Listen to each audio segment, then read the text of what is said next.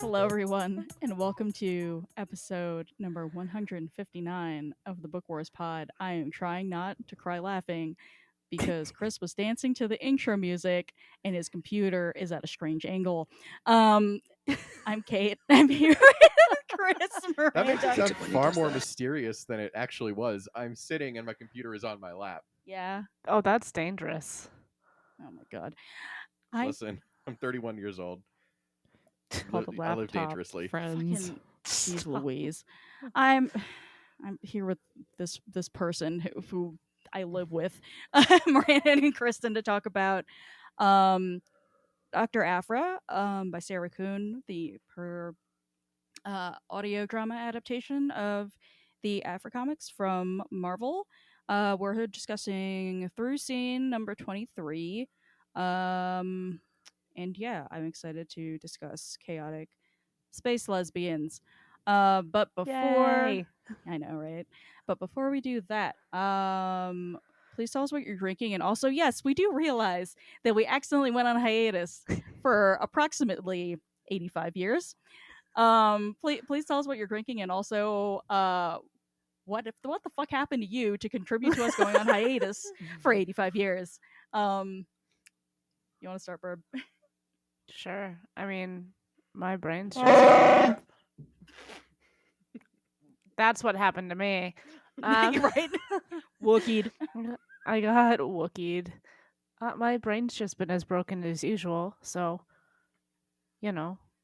But I did finally purchase and start reading the words version of the audio drama because Yes. I can't listen to things. And I am drinking a beer. Wow. Good story. Good. Bird.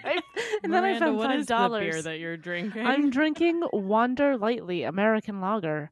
It is an American lager from Wander Brewing, which is in Wow. Bellingham, Washington.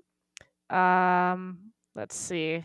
It's got a little thing, little information. Malt, Pilsner, and flaked barley. The yeast is a lager. That's it. It's got like a little Cool. raccoon with antlers Fuck yeah. on That's the topical. can. Oh, that's really cute. You should take a photo of that. raccoons so are we can put it topical. on the... Okay. Sorry.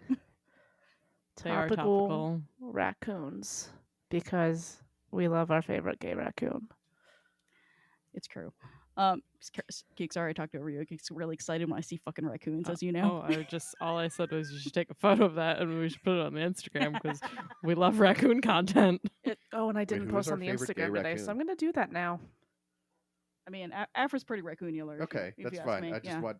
I don't know that we previously discussed that she was our favorite gay raccoon, so I wanted to be sure. I mean, she's Like- That's she's very rude to basically say that me. So In front of your Vader's in own this. wife. Vader's in this, so there's a raccoon. like I said, Orca's sitting next to me, so there's another fucking raccoon. like I said, I just raccoons wanted to determine which raccoon we were talking about. they're topical. All right, Chris, Gillen. since you want to talk, what the fuck happened to you? I always want to talk. I'm white. I am drinking an Odell Brewing Company Peach Stand Rambler, which is a blonde ale brewed with Palisade peaches, Colorado's own. This summer and fall, it was very much, living my best peach life. Just a lot of peaches happened. They're fucking delicious. Would you also like to tell people why you died? I thought you were going to say, do you want to tell people about the cult of the peach? I don't have to do that. Now you have to tell people. What? This is the real. Cult of the peach. Oh. So I play. Played yourself. There's a local community here that plays Star Wars Legion, and there is a Discord. If anybody here plays Star Wars Legion, 5280 Legion on Discord. If you want a link, hit us up. We're very friendly.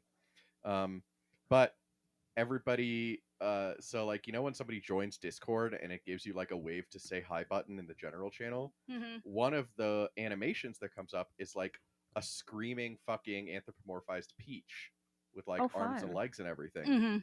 And we have just decided that that is our mascot, spiritual leader, really just, you know, everything. So we're getting peach order tokens, which is a thing related to the game.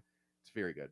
It's a very good time. It's incredible because every so often I'll like happen to like glance over towards Chris when he's in his Legion Discord, and I'll just see like it'll be like a line of text, and it'll be like peach, peach, peach, peach, peach, line of text, peach, line of text, peach. It's like fucking amazing. There's a lot of peaches. Yes, Incredible. Also, why did you die? Oh yeah, we fucking the peach moved. killed you. Moving sucks. Yeah. So Hey, it was a good move though. You bought a house. You bought a house. We sure did, and we are so grateful and also Moving so sucks. tired. And also moving fucking sucks. We- There's nothing in the world I hate more than moving. We hate moving so much. Like, we just like squatted on the same apartment when we were living in Virginia for 6 fucking years until we came out here for grad school because we were like, this is solidly fine and I'm not packing my shit up and going anywhere. So, yeah. Kiki? What you up to? I was dead because I had COVID for a little bit, and because it's winter here. Yeah, it's fucking So dark the out all the sun time. The sun is gone forever.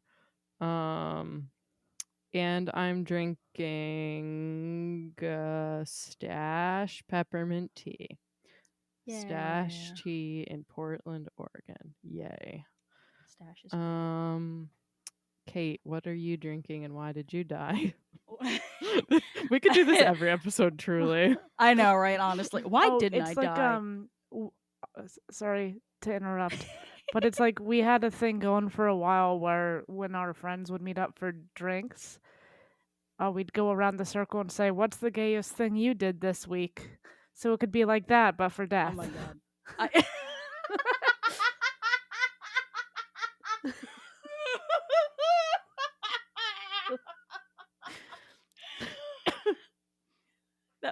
I love you. You're great. So really, why didn't I die is the question. So we moved. My brain started melting. So now we're doing this new thing where they put magnets on my head. And she's full of drugs. Yes. Can't forget the drugs. Yes, I'm done with the drugs. I only had to do the drugs 6 times. But yeah, no, they put magnets on my head 5 fucking days a week so they can do the, you know, physics or whatever the fuck equivalent of poking my brain with a stick and telling it to be happier.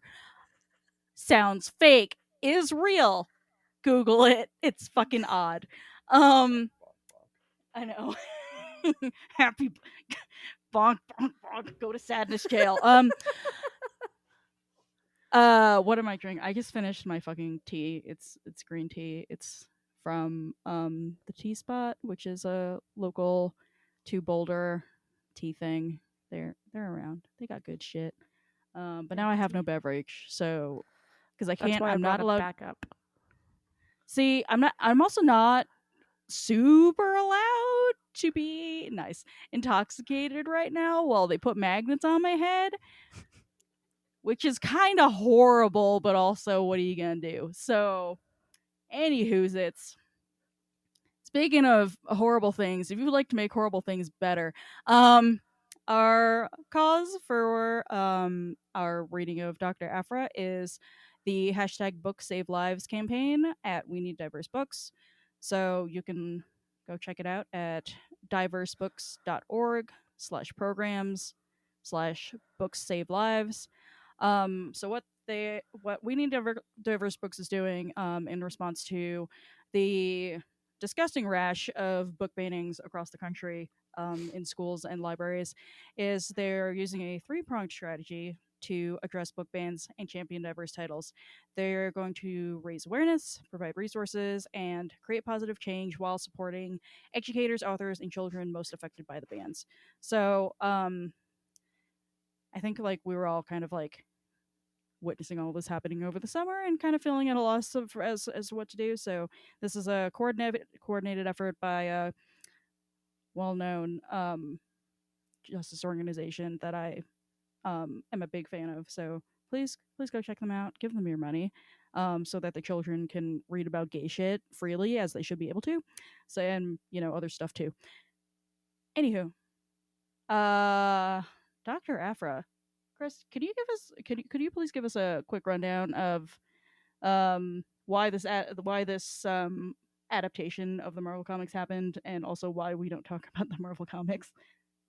Yeah, so basically this audiobook, audio drama is, as Kate said, an adaptation of the,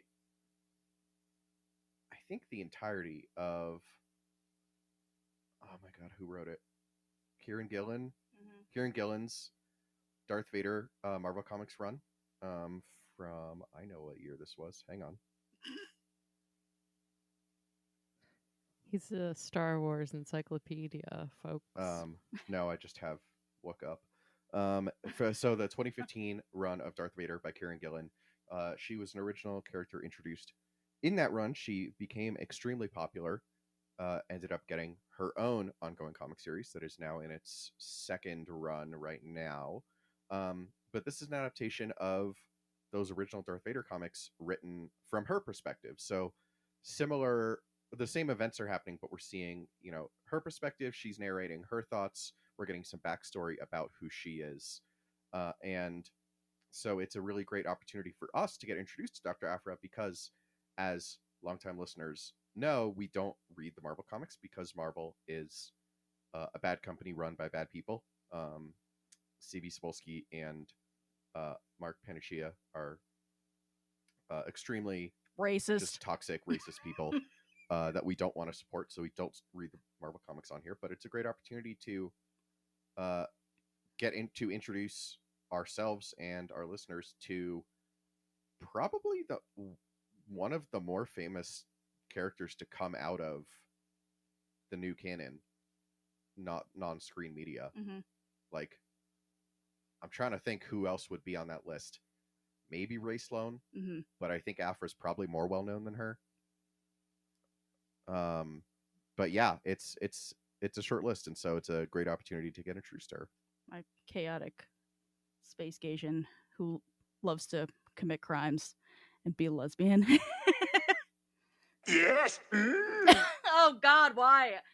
I'm trying to so hard not to make mouth noise, disgusting mouth noises into my microphone, because we had carnitas for dinner. I feel like I have a whole hog in my teeth, so this is good.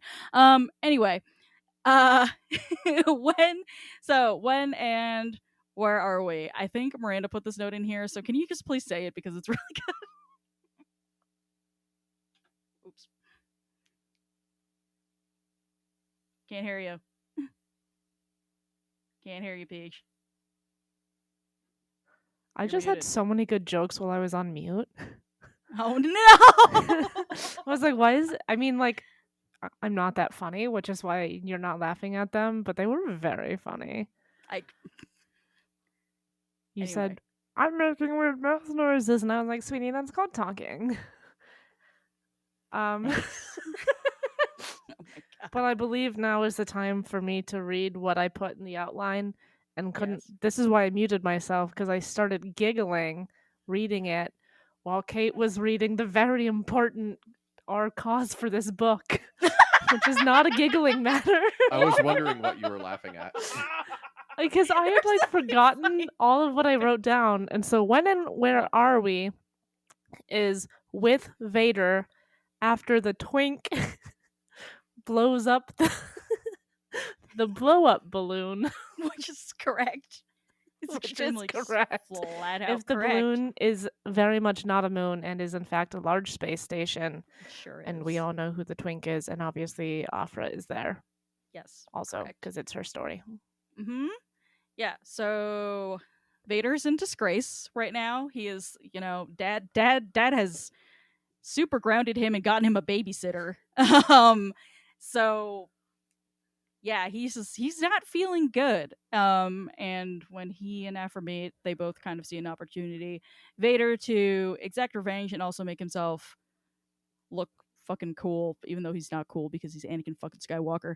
And Aphra to basically like live out her dream of doing like the best space crimes having to do with ancient technology. So, you know, normal shit for like a Tuesday. Actually, it's Monday, but go off. You don't know what day it is in space time. It could be Monday. It just doesn't have a Monday vibe, you know, just like meeting Vader. No, it's definitely like a Thursday vibe. Yeah, right? I was gonna say. Oh my god! He admitted! Can I do a quick aside on that? Please. So my kind and loving girlfriend listens to the podcast, but she had never seen I Think You Should Leave. And then I made her watch it one time. Oh, God And bless. so we watched. And you're still together? Ouch. Yeah, it's wild. This was like a while ago, too. Oh, wow. But so we watched that episode and we got to the part where he says that. And she was like, oh my God, I was wondering what that was. It's like, I don't think that's in Star Wars. Star Wars. Oh my God. Hi, Lisa. You're great. That's perfect.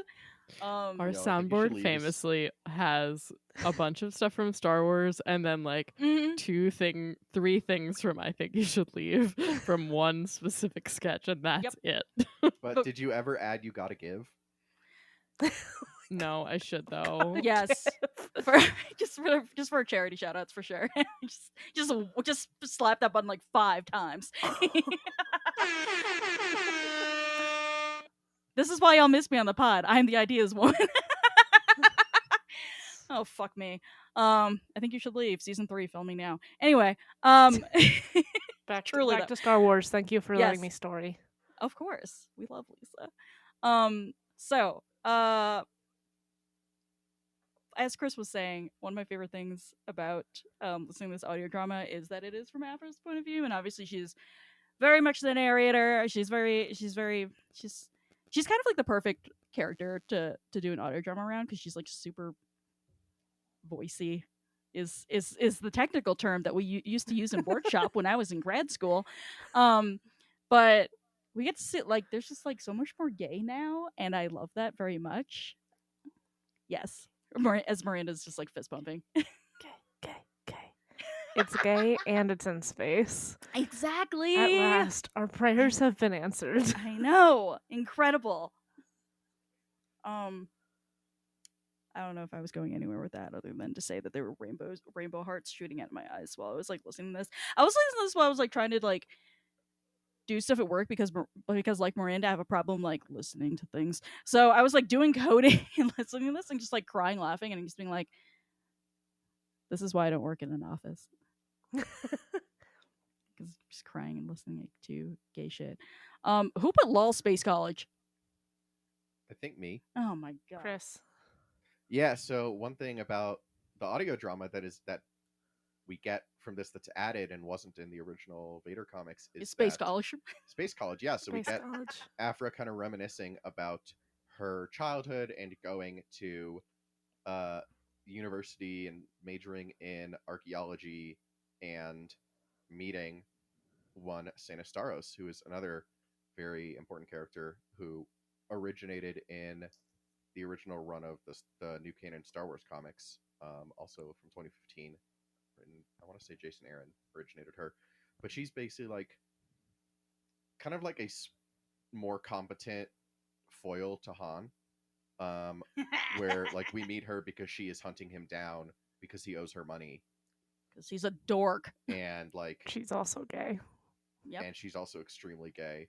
And so now, and then they eventually interact, and then, you know, we find out that they knew each other, and so now we're getting that view of it and kind of just getting the real person vibes of the Star Wars galaxy, which I feel like is very in vogue right now with Andor. Mm-hmm. Yeah, I mean, the fact that we didn't just get Space College but Space Grad School just really hit home for me. Also her just like getting into a fight with a professor during seminar. The number of times I have had to sit through somebody full scale embarrassing themselves in a room full of very smart people is kind of astronomical. Also, Aphra just fucking climbing in through the goddamn window, being like, "This is fine." Like, only she would do this kind of fucking crap. It's so good. She's like, no, I'm very stealthy. I know. It's just like falling in the window. Just gonna climb through this window that everyone can see. I could like truly picture it, and it was just like, oh Lord, just the best way to look real smooth in front of your again very intelligent crush. Fall on your face. Yes, truly. Burb, I know you put "we have all gay panicked" in the outline, but one of the things I really appreciated here is that like the romance felt like really like it felt really natural. Like it didn't like necessarily like call attention to itself to be like, look at me, I'm doing the gay shit in the Star War. And it like, it's one of those times where the author kind of just like, you glide right into it, you don't question it, we don't make a big deal out of it because it's not a big deal. And then, it integrates itself really well into the fabric of the story, which is something that I pretty much all of the Star Wars authors in the new canon do really, really well. It's just like, you fold the diversity in, and it is natural because it is natural. Like the world is like that. Space. Why shouldn't space be like that? Space should be like that. And I think like the way it happened too, especially like with the introduction of Santa, like it was like, oh, here I'm gonna go to class and go through the window, and like, oh, here's someone sticking up for me. Oh no, she's hot. Mm-hmm. Which is a mood, but it's also like, oh yeah, and then this person, oh, what's this? What's this? Have I just made a giant fucking fool of myself? The way she fucking falls on her off of basically the Washington fucking Monument in the middle of campus. I too have gay panicked. She's like, I'm gonna climb this without a harness because I don't give a fuck. I shouldn't look down, but I'm gonna look down, and there's oh no, there she is. And there she went. Go. She just let go. Oh my god, she's such a disaster, and I love her very much. Chris, would we like to turn to talking about your most favorite topic of conversation? The disaster that is Anakin Skywalker. Always. And so one of the big through lines that goes through this comic arc and through this this is the era right after, as Miranda so eloquently put it, the Death Star has been blown up, and Vader is we're basically seeing Vader find out that Luke is his son and process that, and at the same time try to get his own center of power that is independent from the Emperor, who is pissed at him. And which like leads right into Empire and Return of the Jedi. Yeah, and shows how kind of adversarial their relationship is and has been. And so we get events like the original reason Vader seeks out Aphra is because she is known as a droid specialist. So she knows how to program droids to do exactly what she wants. She knows how to get ancient droids, murder droids that were locked away because they were too dangerous for society to experiment with. She is a technical genius in that regard, and so that's why he seeks her out. Fucking Vader over here being like, I'm something of a technical genius myself. Oh god. Anyway. Yeah. Well, it is funny because there's a scene where Aphra's like, yeah, I could crack this. I just need a couple hours, and he's like, I'm done. So good. And so you get those little things where Aphra's like, I don't understand what the fuck just happened, but we're like, pointing at camera. I get it. It's the Spider-Man meme. Mm-hmm. He's always liked fixing things. Oh, stop! No. Speaking of always liking fixing things, and one movie in particular, and speaking of gay panic, for that matter, we visit Geonosis in this. See what I did there, Burb? Hey. So they go to Geonosis actually to restart an ancient droid foundry. This is after the Empire has cleansed Geonosis, which we learn a little bit about in various other things that we've seen and read in Rebels, in what's that called? Catalyst. Do you want to explain what you mean by cleansed, sir? I mean, Child. like killed all the Geonosians. Yeah, I was gonna say like sterilized. I Yes, think is the little scrub a dub dub. Yeah, I know. Just got a real good mop. Got a real good mop in there to pesticide all the bugs. Yeah. And so one thing that happens in this arc is Aphra's like, I know where you can get a droid army. Like, let's go to Geonosis, because she's heard rumors that one of the droid foundries survived. And he's just there like, fuck. She clocks him like taking a deeper breath than usual, and he just goes, I have no feelings on Geonosis. I think there's like this really there's beautiful... like a 30-second pause where he just doesn't talk, and she's like, okay. Oh, I only no read feelings. this. I don't know how long it was. Yeah, it was a big old pause in the audio. There's this like really, it's too bad we can't read the Marvel comics, but there's this really beautiful panel that folks who listened to back when we were able to talk about the Marvel comics, our discussion of that first Vader storyline where she tells him about this, and the 30-second pause is basically represented by just Vader having like this big like thought bubble, and it goes like full panel, just like that kiss between Anakin and Padme as they're getting hauled out to the arena, and then he just it's like, and you just like, I don't even know. I'm not a visual artist. I don't know how people like convey emotions through just like drawing shit. It is such an incredible thing just to translate that, like translate a feeling visually, but you really feel him just like absolutely in turmoil, wrapping his giant like leather-clad fist around it and being like, no. And it's, the pairs. Yeah, so we get, some great interactions of Vader like taking out a Geonosian queen. Like, this arc is anything Aphra is very campy. It's very comic-y. And that's why, like, it's going to be interesting to see what happens to her. There have been, like, rumors that they're trying to develop a Disney Plus show forever. I don't know that I believe that, because I don't think she fits Disney Plus well. Because she's... What about Hulu? Listen, fucking Chapek's gone, so Disney can be gay again. Nice. And by Disney can be gay, I mean Disney can have one exclusively gay moment for every decade. Whatever the fuck we already got that. Oh no, that was last decade.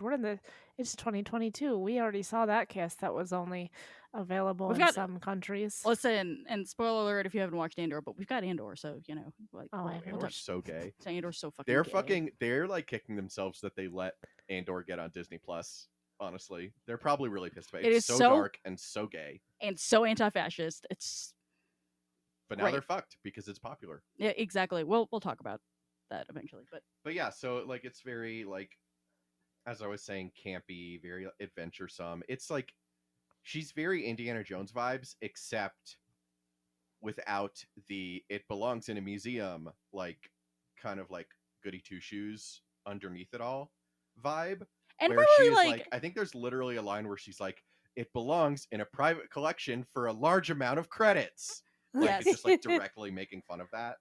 And so different even from like, the like Uncharted is all like doing crimes in an Indiana Jones fashion, but like she's very much like, if I had to annihilate the entire world to get all of the money, or the entire universe to get all of the money in it, yeah, I'd do it.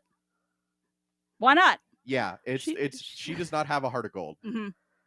She befriends two very deadly droids very early on. She's so excited because she has her own crew. It's her, the most feared man/machine in the galaxy, and two fucking murder droids. And she's like, but still, these are my best friends. No, I love Aphra just rolls with. No, she's the embodiment of be gay, do crimes, and I just fucking love her for that very deeply. And speaking of her friends, another one is the first appearance of the now famous Disney Plus's own Black God. Chrysanthemum. Except they had to drop the black because it's always been awkward that they called him Black Yeah, Chrysanthemum. it's kind of weird. It's very comicsy where you need to have an adjective before someone's name. But they could have called him like, I don't fucking Well, I mean, know. his fur is black. Yeah, We don't call him Brown Chewbacca. exactly. This is true. I don't know. I have always assumed that is some sort of rare quality in Wookiees, but who the fuck knows? I don't think it is though. I feel like we see. I feel we like see... it is.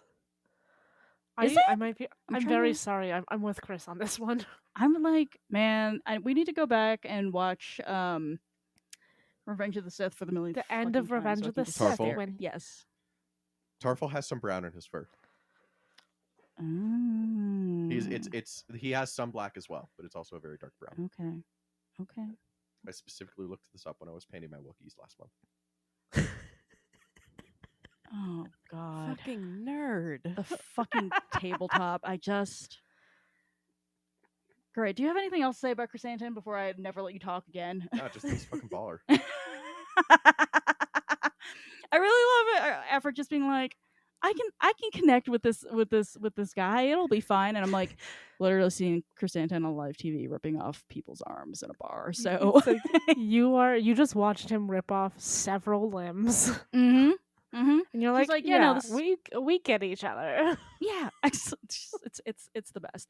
I mean, so talking about Aphra just like as the narrator for this book, this kind of like dovetails really nicely actually.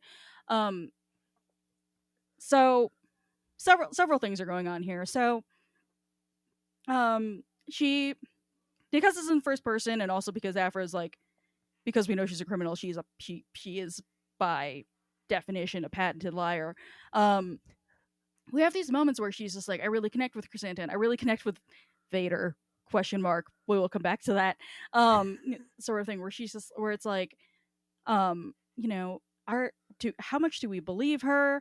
Do we think she's exaggerating, or is she lying to herself, or is she just like kind of delusional and maybe a little bit of all of the above? Because she's also a person who is like really desperately, I mean, we joke about her you know, being like, look at my crew, this is so great, but also she is desperate for connection to somebody else, which is kind of why her disasterness with Sana happens.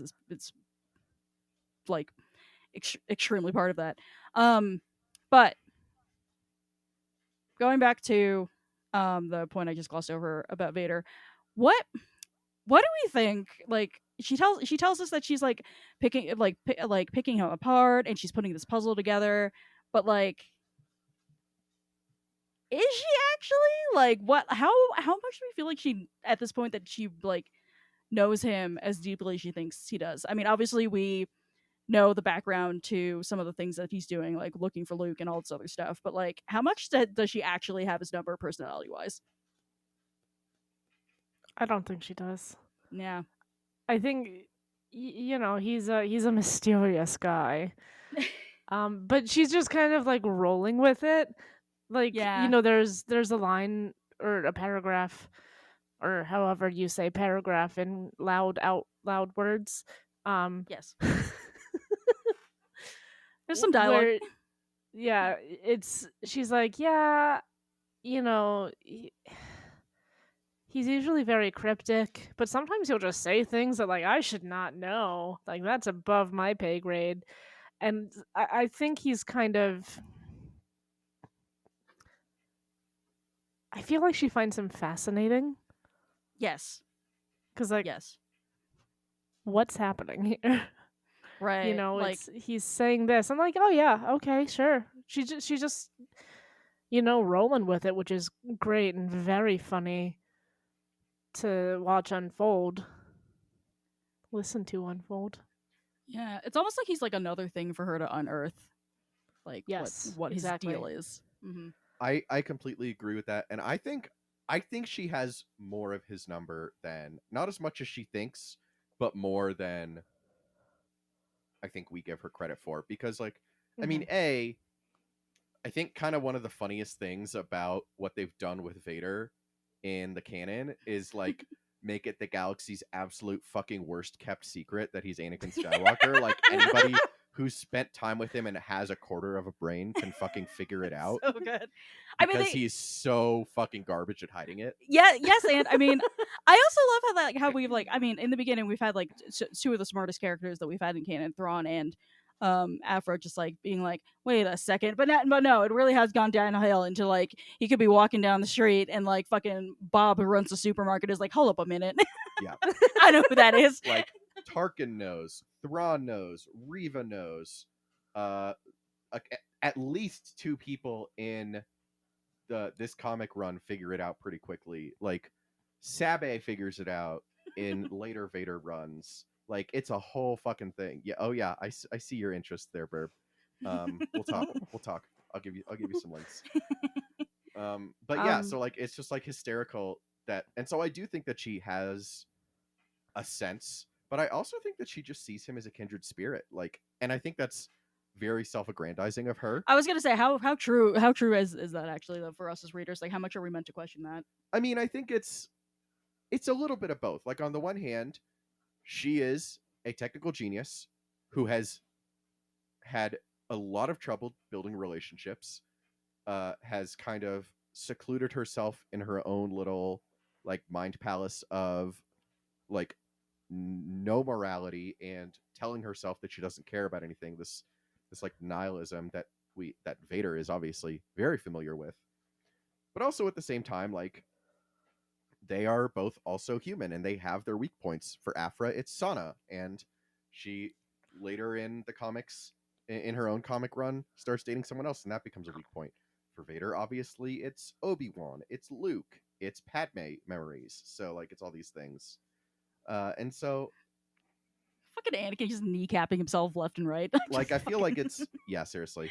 Like I feel like it's a certain amount of, obviously I am an equal and understand what the second most powerful person in the galaxy is going through, but also I do think that there's something to it. Yeah, and you know, there's a moment when they're on Tatooine where, you know, she starts thinking about like how how Luke must have felt, you know, all alone on his fucking desert ass planet. You know, wanting to get out, and like it's not discussed at this time because she hasn't quite figured out that maybe Vader has a relationship with Tatooine as well. But like that's what fucking Anakin did. Yeah. Everyone gets a goddamn desert planet. Yeah, just sand on sand on sand. He hates sand. Don't say that to him. So hates sand. The other thing I want to talk about, just in case, in terms of like unreliable narration and you know how much we rely on her, the how based in fact is her storytelling. She literally tells us not to trust her. I don't know if any of y'all caught that. It was a real quick moment where she's just like, you shouldn't trust me for literally anything, even what I'm saying right now. But she is like a really compelling character. Like how much did you find yourself trusting her as you were like reading / listening to this? And if you did or didn't, like what made you trust her or want to trust her, or made you skeptical?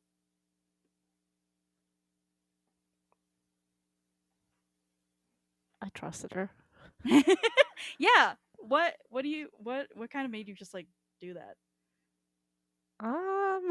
Other than general reading comprehension difficulties. Sure. I mean, that's fine. No, I mean, it's just, I don't know. I think the way that this is written, it's all very natural.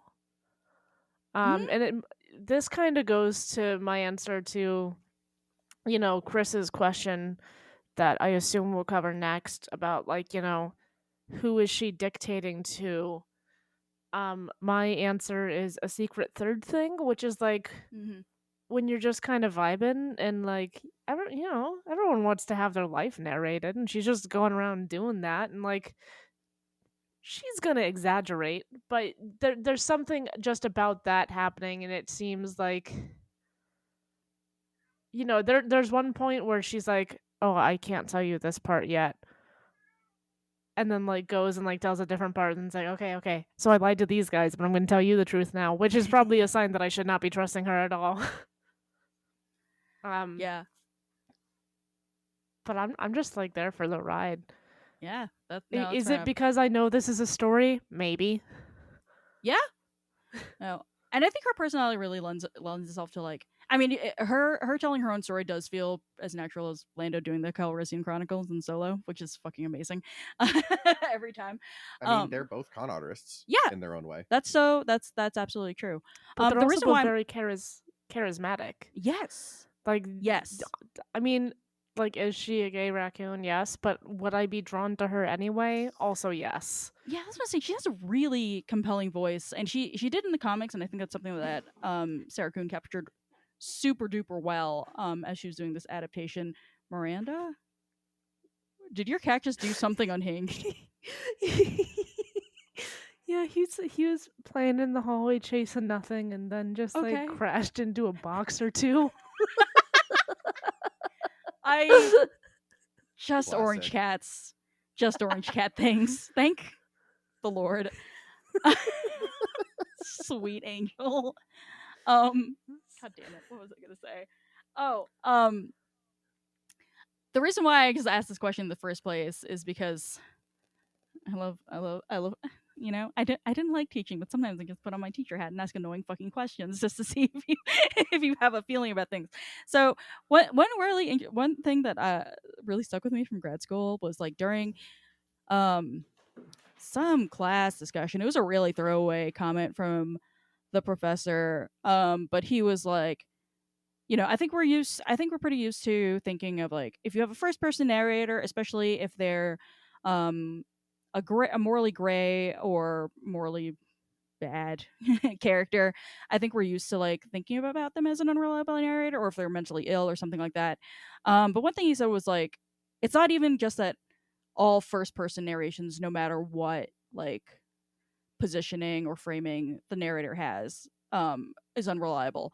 Straight up, all stories that take any kind of character's like side or tell it from mostly from their point of view, any of those stories, even if it's in third person, we should consider that unreliable narration. And that kind of just blew my mind. I don't know. I'm still like, you know, thinking about like shit from like high school or the undergrad literature degree that I totally did not sleep through. You know, I'm still thinking like, you know, first person, like I'm reading The Sound and the Fury, or Flowers for Algernon or whatever the fuck, and these are the prime examples of unreliable, or like Holden Caulfield, like these are the prime examples of unreliable narrators. And now I'm just like, I don't know, I was like kind of like just rethinking things, and I'm like, oh, I could, you know, from a writer's standpoint, I was like, I could really fuck shit up like this. But anyway, now I feel like I find myself now just like kind of like questioning everything I read, which is probably a good thing, but also it's like I just never thought of it before. Chris, do you have feelings on this? Yeah, I mean, for me, I think the choice of the medium is very intentional here as well. I think that having it be in comics and having it be not just a novel, but an audio drama lends trustworthiness because we get to see these events play out for ourselves. And, you know, there's a certain amount of like untrustworthy narrative in there as well, but like with the comics, we are seeing characters say dialogue. With the audio drama, we are hearing Vader's voice speak dialogue. We're not hearing. That's like, a great point. It's not like, you know, if you've ever seen Ant-Man, those like Luis recaps that are so fantastic, where he's like recapping the entire fucking movie, but it's like his own like very frenetic, casual, like speaking like point of view, and so it's like a completely different thing than actually happened. So good. It's very like he said, she said, but he was like, and then she was like, and then this thing exploded. I love him so much. Yeah, exactly. Can I push back on that? Sure. I don't know. It's obviously this is not the right.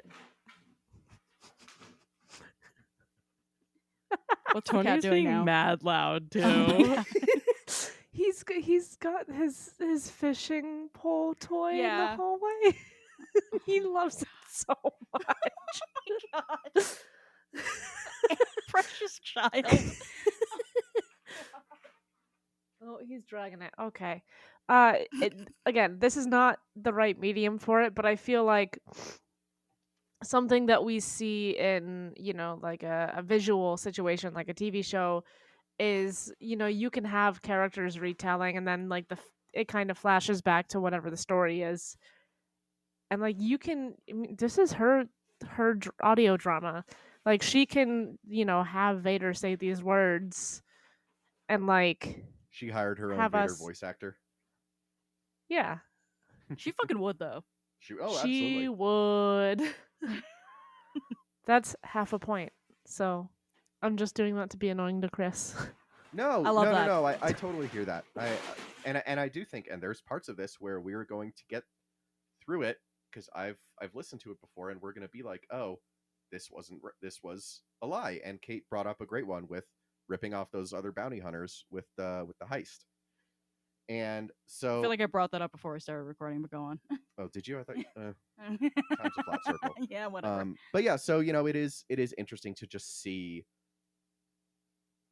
the artists here play with what is trust, what is truth, and what are different ways to convey it. So I do think that having it almost framed as a little bit more of a primary source lends trustworthiness, and maybe that's part of it. Maybe that's like how they're baiting us. And also, it'll be interesting to see, like, if we find out, like, is this just like a straight up narration from her? Like, is it just a recording? And like, who is the intended audience? Is a question I have. Like, if it's just for her, or if it's for posterity, or a secret third thing where it is for a person. The secret like, third thing is for her, because that was not one of the well, never mind. first two options. Yeah, I mixed it up, but point still stands. yeah. Like, but like who if it is being addressed to a specific person or audience, like does that give her more, like, what the fuck is the word, god damn it, does that increase her odds of like wanting to be truthful to that person or audience, or lie to them, frankly? So yeah. Yeah, and it is interesting because the narration is very second person. There's a lot of you. Like, it sounds like she is talking to the listener or reader, depending on how you experience this. Mhm. So I definitely do think that is an aspect of this that we're gonna find a little bit more about. Huzzah. My point wasn't a real one. It was just something I realized that she's you were talking about her being an archaeologist, which one is like wild. It's very funny to me that like she does all the crime, but that's like part of her shtick. She's like, I want to be Yes. an archaeologist. Turns into, I want to find all the old murder droids and free them. Yes. Very chaotic. I love it. Yeah, It's great. Extremely chaotic. Listen, using your grad degree for crime is extremely fucking funny to me. Anything else we want to touch on for part one of this I think conversation? that's probably it. We're All gonna, right. her adventures get even more crazy as we go. So. Of course. I would expect nothing less from this disastergation. Mhm. Cool. All right, so just to bring us out, thank you for listening to episode 159 of the Book Wars Pod. Remember to get your bivalent COVID vaccine booster shot and Also, flu shot if you put have a- not already. Put a fucking mask on. Like, all these people I know are catching COVID again right now, I'm and really not we looking forward to traveling. don't honestly. like that. Don't breathe on people. Yeah. Our next episode, we're going to be covering the second half of the Doctor Aphra audio drama, so please join us. In the meantime, if you have the means, please donate to the Books Save Lives campaign at We Need Diverse Books, and then if you want to support us after that, you can donate to the Tashi Station Radio Patreon, or give us coffee at ko-fi.com/bookwarspod. It really helps us cover our hosting and production costs. In the meantime, we will keep the Argos, Jasper, Orca, and Tony content coming. And thank you so much. Again, our theme song was banged by Poddington Bear. Our logo and artwork are by Joby Terra Design. Our audio and production are done by our very own Kristen McDonald. I'm Chris for Miranda, Rana, Kristen, and Kate. We'll talk to you next week. It's probably just like a flathead or something. It's actually a Phillips. So Okay, excuse me. Sorry. Ooh. Sorry, I'm not gay anymore. He took my card away. Oh my oh my god! Somebody can you please make this an outtake at the end? 'Cause I will try.